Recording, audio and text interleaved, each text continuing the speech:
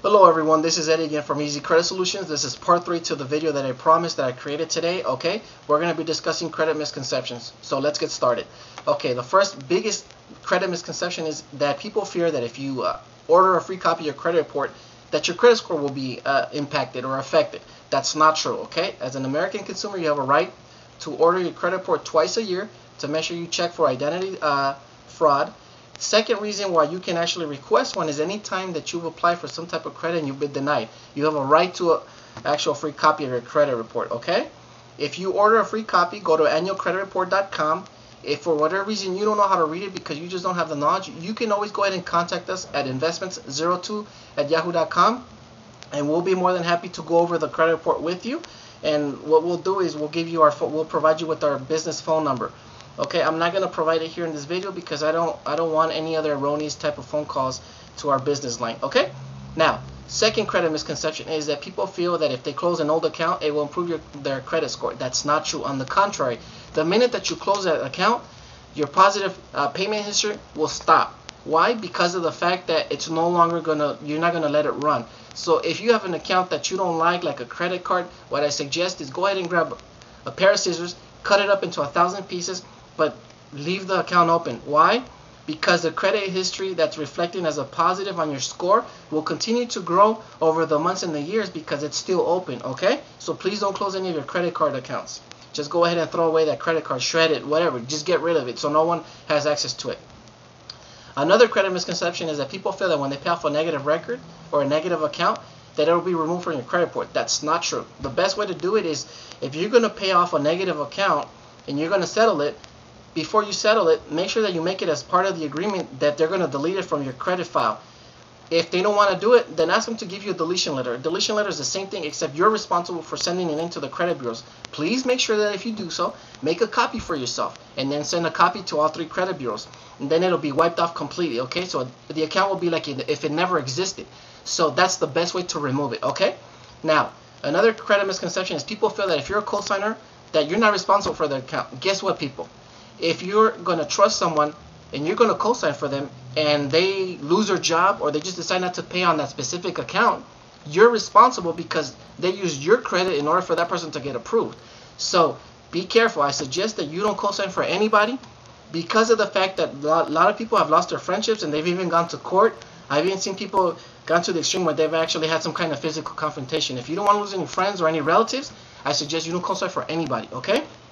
Now, paying off a debt will actually add 50 points to your score. I've heard that one a lot in my emails. That's not true. Okay, there's a lot of things that actually affect your credit score.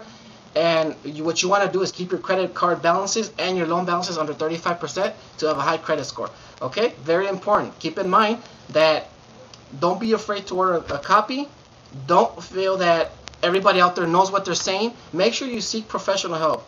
You can always email us again at investment02@yahoo.com if you have a credit specific question, okay? We'll be more than happy to answer it for you. Now, let's touch up a little bit on possible warnings of signs of fraud. Okay, there's 5 that I'll be going over. The basic one, the first one is strange data.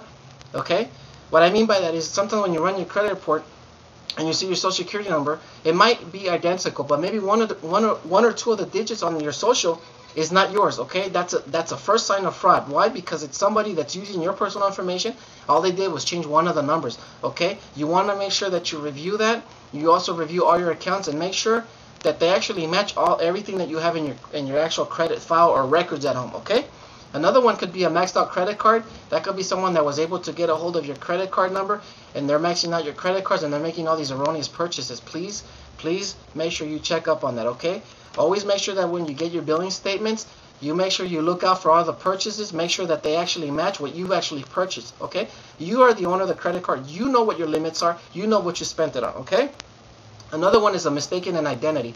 That's actually on your personal consumer information. Okay, it could have exactly your same social security number, but this time, let's say the first name or the last name is different. Okay, it's changed. You want to make sure you check. You look out for that. Another one is that your credit scores are different. Sometimes they may be way off, where you might have a credit score on one of 800, another one 600.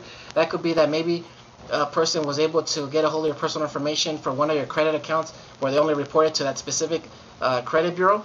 Well, you want to make sure that if it's true and it's not yours, you immediately call your lender and let them know what's going on, and then contact your credit bureau immediately, and then go file for a police report. Okay? And since you did that and you took the necessary steps, you'll be protected, and you won't be liable for that account. Okay? And they'll get it off your credit file immediately.